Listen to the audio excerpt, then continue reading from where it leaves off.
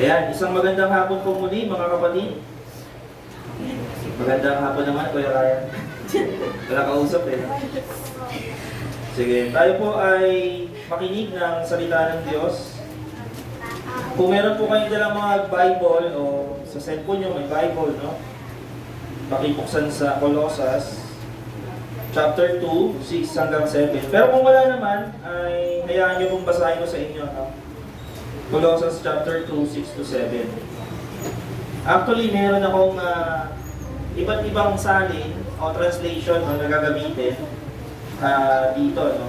Una sa Tagalog, Colossus 2, chapter 6 to 7. Taglish siya. Colossus 2, 6 hanggang 7. Yamang tinanggap na ninyo si Kristo Jesus bilang Panginoon, mamuhay kayo na may pakikipag-isa sa Kanya. Magpakatatag kayo at isalig ninyo sa Kanya ang inyong buhay. Magpakatibay kayo sa pananampalatayang ituturo sa inyo. At lagi kayong magpasalamat sa Diyos. So yun po yung Tagalog version, no? Basahin naman po natin sa English version, New Living Translation. And now, just as you accepted Christ Jesus as your Lord, you must continue to follow Him. Let your roots grow down into Him, and let your lives be built on Him. Then your faith will grow strong in the truth you were taught, and you will overflow with thankfulness. So yan po yung NLT o New Living Translation, English version. Isa pa yung New International Version naman, ito popular po na translation ko, NIV kung tawagin.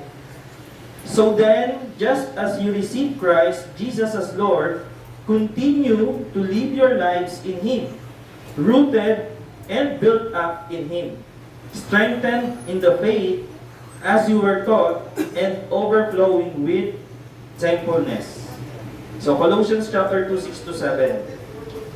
Last translation, ito naman po yung tinatawag na King James Version o KJV, no? English rin po siya, medyo malalim na English.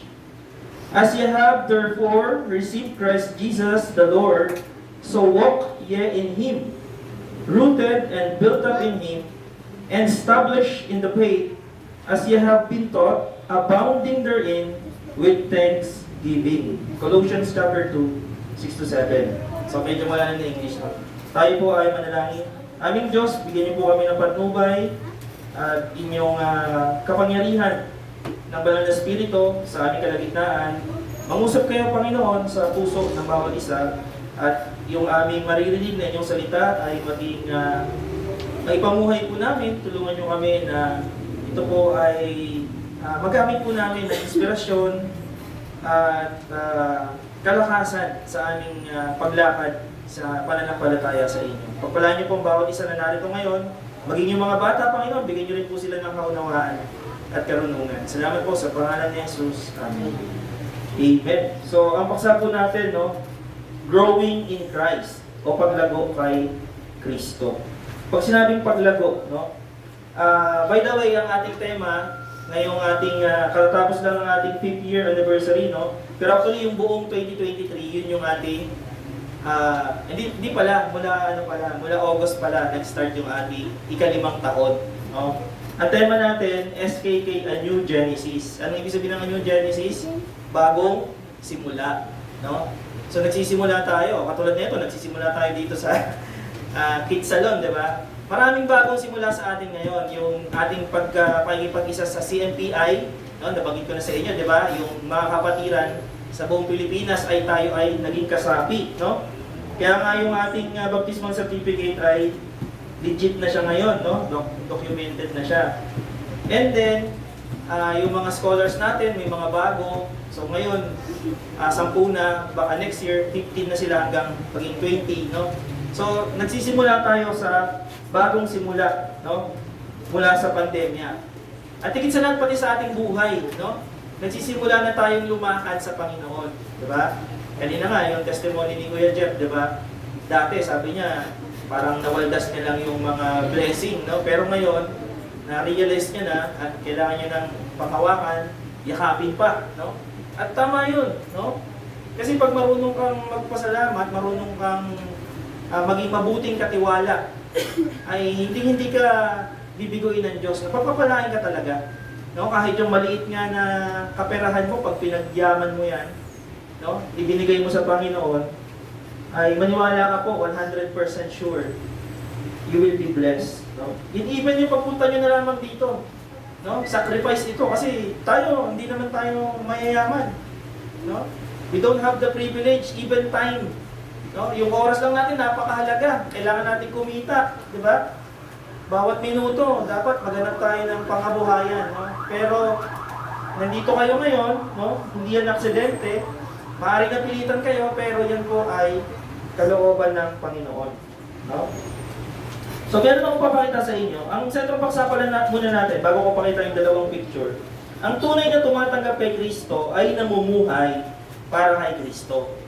Ang tunay na tumatanggap kay Kristo ay namumuhay para kay Kristo. So, may papakita po ako sa inyo na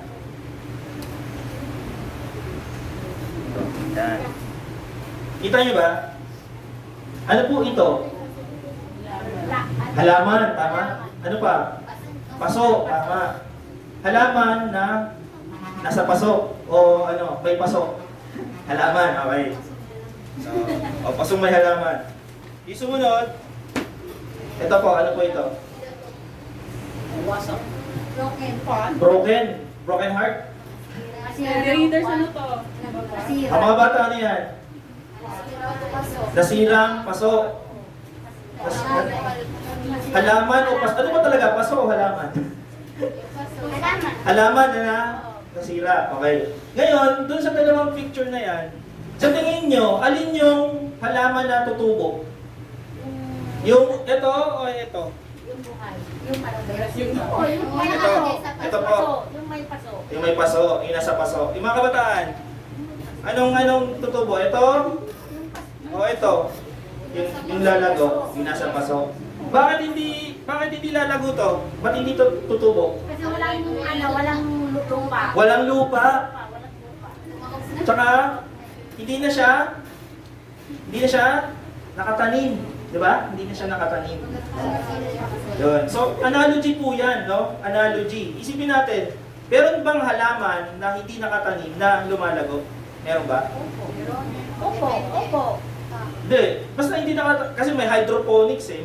May halaman na sa water, di ba? Pero meron pa rin. Pero as in wala talaga. Walang tubig, walang ano. Hindi nakatanim, no? Mamamatay, di ba? Kasi hindi siya nakatanim.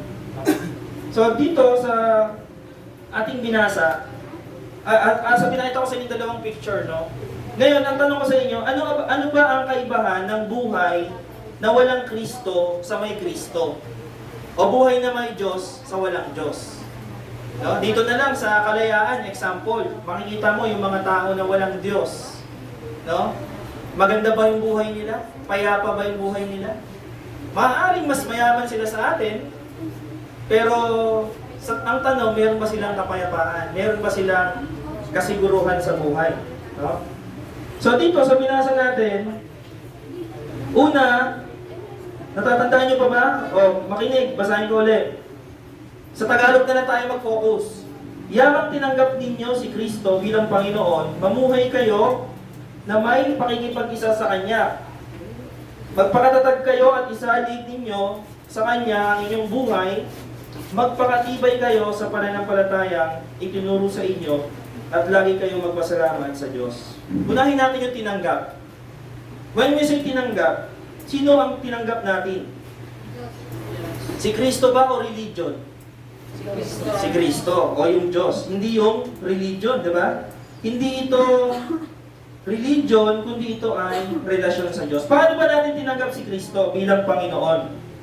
Paano ba natin tinanggap?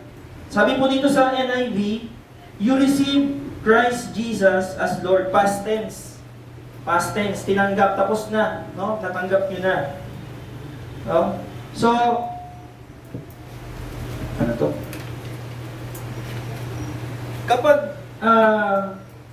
Kapag Lord yung sinabi natin, pag Lord, ano po yung position ng Lord? Panginoon, ano yung position niya? Mataas ba siya, mababa?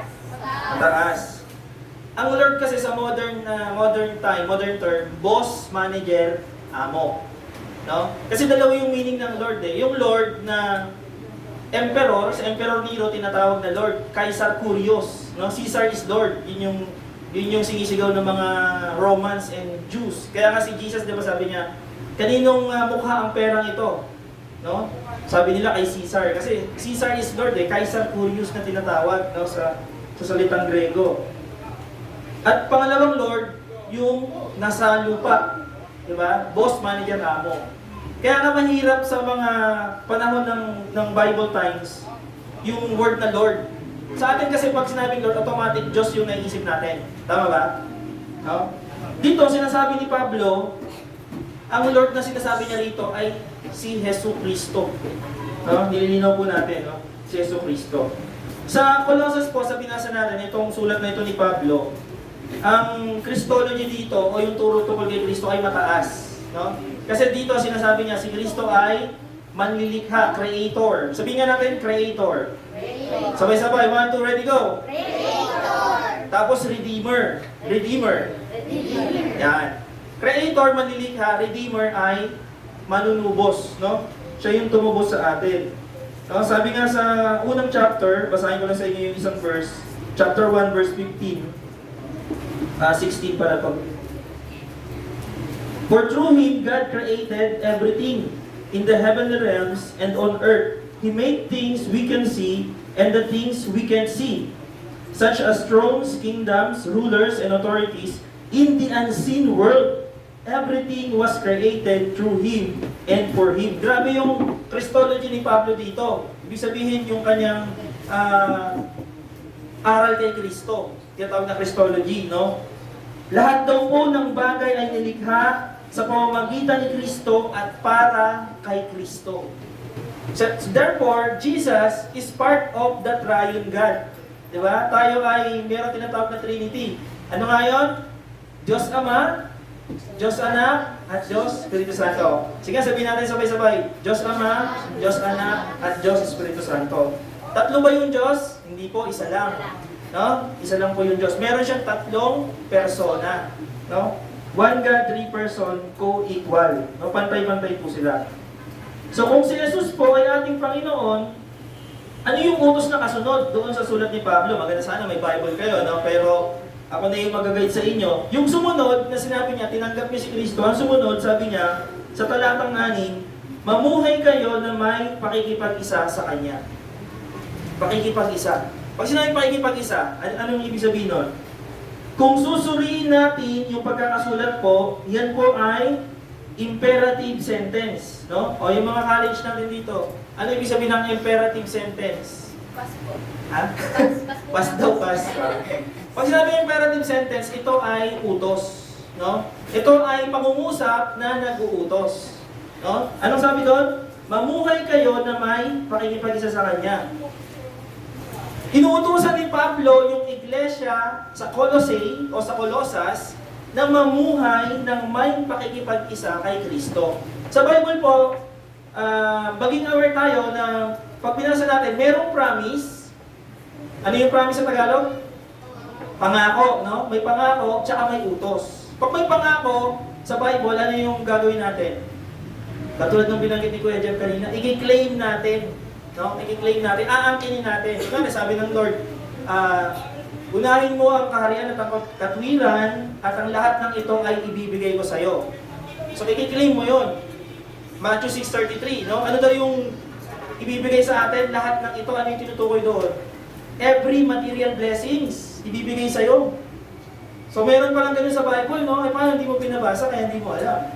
No? And all these things shall be added unto you. Grabe.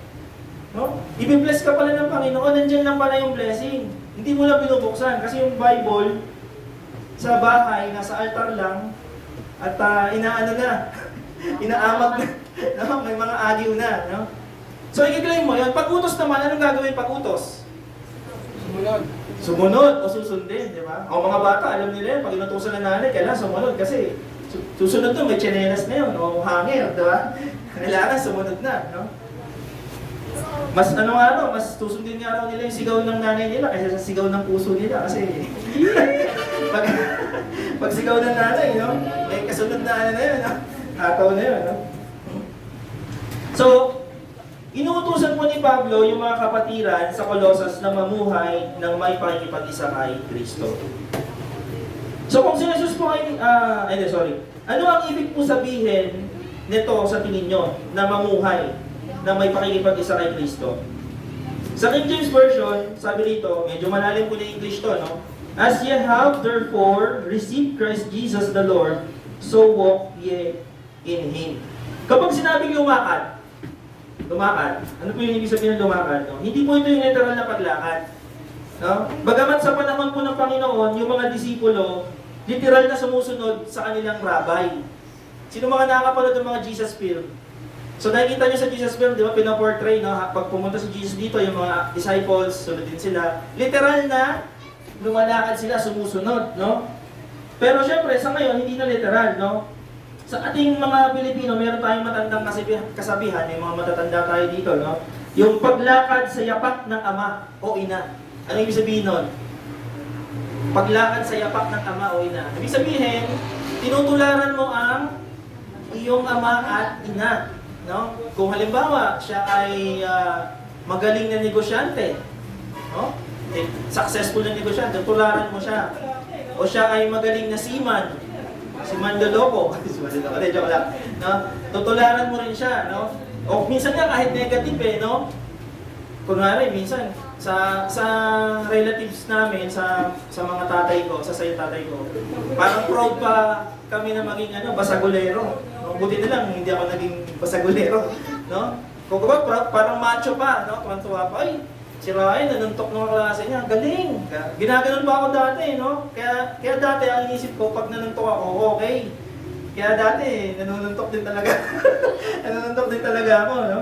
Kasi iniisip ko, ay, okay pala to, Pinupuri ako ng tatay ko, proud sa akin, no? So yun yung mga maling bagay na hindi natin dapat gayahin, no? Pero dito, binabanggit dito, yung paglakad ng Panginoon. Paano ba lumakad yung Panginoon? No? Siya ba ay araw-araw naglalasing? Araw-araw ba nagbibidyo kayo yung Panginoong Yesus? No? Ano yung minodelo ng Panginoon? No? Sa ating pagtanggap kay Kristo, dapat makikiisa tayo sa pamumuhay ni Kristo. So, ano ang minodelo ng Panginoong Yesus sa atin? Sabi niya, ibigin mo ang Panginoong Diyos ng buong puso, pag-iisip at lakas. At ibigin mo ang iyong kapwa gaya ng iyong sarili. Grabe, no? Ibigin mo ang Panginoon mong Diyos ng buong puso, buong lakas, buong pag-iisip. Tapos ibigin mo yung kapwa mo. Tingnan niyo yung katabi nyo. Yan yung kapwa nyo. Diba? Gaya ng iyong sarili. Diba? Pag iniibig mo sarili mo, ayaw mong magutom. Ayaw mong masaktan. Diba? Sino dito gustong gutumin yung sarili? No? Kaya nga mayroon mag-diet. Diba? Oo. Diba? Sino magde-deprive ng sarili? Diba? So, ipamuhay natin, no? Isang buhay, ang minodelo ng Panginoon, isang buhay na may relasyon sa Diyos, sa sarili, sa kapwa, at sa komunidad. No? So, yun po yung ipinakita sa atin ng Panginoon. Pangalawa, magpakatatag. Sa talatang 7, sabi dito, magpakatatag kayo at isalin ninyo sa Kanya ang inyong buhay, magpakatibay kayo sa pananampalatayang itinuro sa inyo, at lagi kayong magpapasalamat sa Diyos. Magpakatatag. Sinong nakakalam na magpakatatag? Nagpapakatatag ba kayo ngayon sa buhay nyo? Tatlong bagay po, tatlong keywords no, yung binanggit dito sa Colosas, no, sa verse 7. No? Unang, isalig. Isalig. Sino nakakalam ng isalig na word? No? Malalim ba? Sige, tingnan natin, pababawin natin. Sa English version, rooted and grow down or deeper. Pag sinabing rooted, ano yun? Mag-ugat, no? Tapos, lumalim, no? Ang illustration dito, yung halaman. Yung puno na malalim ang ugat, kaya bang, tangayin ng bagyo yun? Hindi, di ba? Di ba di ba yung nyog, di ba mataas yun? Pero madaling tangay ng bagyo kasi di ba yung nyog mababaw yung ugat no? Ano pa yung puno na malalim yung ugat? Mangga. Akasya, di ba? O di kaya yung nara, di ba? So hindi siya basta-basta. So, para po lumago tayo sa ating buhay Kristiyano, kailangan natin na mag-ugat tulad ng isang halaman na may malalim na ugat sa ilalim po ng lupa. No? Rooted and grow deep. No? Kailangan natin na yung ating ugat ay lumalim, no? Sa ating Panginoon. So, gaya po ng pinakita kong ilustrasyon kanina sa inyo, yung mga pictures, no? Hindi mo lalago yung halaman na hindi nakatanim sa lupa. No? Sabi nyo, di ba, hindi lalago, tama? Kasi mamamatay ito kung wala itong pagtataniman sa kanya. No? Meron ba kayong halaman, pinabayaan nyo lang dyan, tapos tumubo? Sino mga dito? Anong tawag doon? Plantito, plantita. Nung pandemic, di ba, nauso yan. No? Meron ba rito mga plantito, plantita? No? So alam niyo yan, di ba? So ganyan din po yung ating spiritual na kalagayan sa Panginoon. No, ihambing po natin yon, no? Kailangan natin na lumago sa ating buhay Kristiyano sa pagiging matatag sa ating pananampalataya at sa pamamagitan ng pagpapasakop o pagtanim sa isang iglesia. So kayo po, tinanim kayo ng Diyos dito sa SKK. No? Kasi ang Diyos hindi naman nakikita eh. Di ba? Kailangan nyo ng kapwa-tao nyo, kapwa-believers, kapwa-Kristiyano, na magpapalago sa inyo at mangangalaga sa inyo. So, tinanim kayo kung saan iglesia kayo ngayon. No? Sabi po ng sikat na theologian, no? Si St. Augustine. May school to ngayon, di ba? St. Augustine. No? Pero siya po ay isang theologian at kinikilalang santo ng mga Catholic. No? Ang sabi niya, bloom where you are planted. Ano ibig sabihin nun? Kung saan ka tinanim, doon ka tumubo, doon ka lumago. Di ba? Meron bang halaman, tinanim mo dito, tapos sa kabilang, pasok, sa kabilang pasok, tumubo, magic, no? Bloom where you are planted. So, tinanim ka ng Panginoon, doon ka lumago. Di ba? Binigyan ka ng iglesia na mga ngalaga sa'yo, doon ka lumago. So, paano po tayo lalalim bilang isang Kristiyano sa Panginoon? Paano ba tayo lalalim? Tatlong bagay, mga kapatid, no? Sabihin natin, repeat after me. Talk to God. Okay. 1, 2, ready, go. Yan, talk to God. Paano yun? Panalangin. Pray. No? Pangalawa, listen to God. Listen to God. Sige. 1, 2, ready, go. Listen to God. Yan, listen to God. Paano makikinig sa Diyos? Magbabasa ng salita ng Diyos. Babasahin mo para mapakinggan mo yung Diyos. At pangatlo, share the gospel. 1, 2, ready, go. Share the gospel. Share the gospel. No? Ibabahagi mo yung mabuting balita na niligtas ka ng Panginoon. Yung una pong dalawa na nabanggit ko, napakamahalaga po nito sa umpisa. No? Hindi ka lalago kung hindi ka magbabasa ng Biblia. Hindi po pwedeng hindi magbabasa. No? Kanina nga yung mga Koreans, kasi pag umaga po ngayong Sunday, nagtuturo ko sa mga Koreans na kabataan din.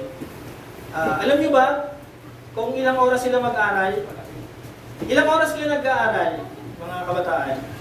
Never. 5 hours. Hindi counted yung klase. Hindi counted yung klase. Hindi nag-aaral sa bahay.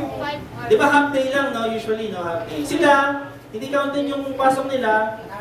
Nag-aaral po sila ng 8 to 12 hours after school. Kasi may tutorial pa sila. Ganun sila katindi yung mga Koreans. Eh, mahilig din sila magbasa ng Bible. Actually, lahat sila, meron silang dalang Korean Bible. Hindi ko lang maintindihan. Sabi ko, tabi nyo na yan. English na lang tayo. Hindi na makakaintindihan. Nalugi ako. No? Joke lang po yun, no? Pinapabasa ko rin sa kanila yung Korean Bible para marinig ko rin, sabi ko, para matuto din ako. No? Kasi baka may marinig ako pag nanonood ako Korean novela, baka, uy, narinig ko na ito doon. Anyway, so tatlong bagay po yun mga kapatid, no? Talk to God, listen to God, share the gospel. No? Manalangin, magbasa ng salita ng Diyos, at magbahagi ng mabuting balita. So, Pangalawa, doon sa magpakatatag, magpakatibay.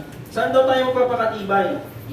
Sa pananampalataya, no? Dahil ito yung nagligtas sa atin. Yung ating faith, no? Sa tinapos na gawa ni Kristo. Kaya nga kapag pag tinanong po kayo kung mamamatay na kayo mamaya, ano sagot nyo?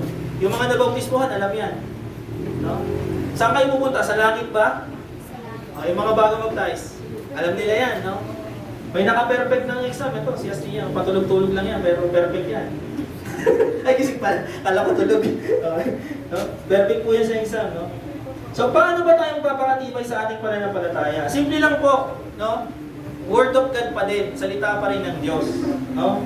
Kailangan nating malaman. Basahin po natin, no? Kasi binigay ito para sa atin. No? Kung wala po kayong Bible, hingi kayo sa akin, no? Bibigyan ko po kayo.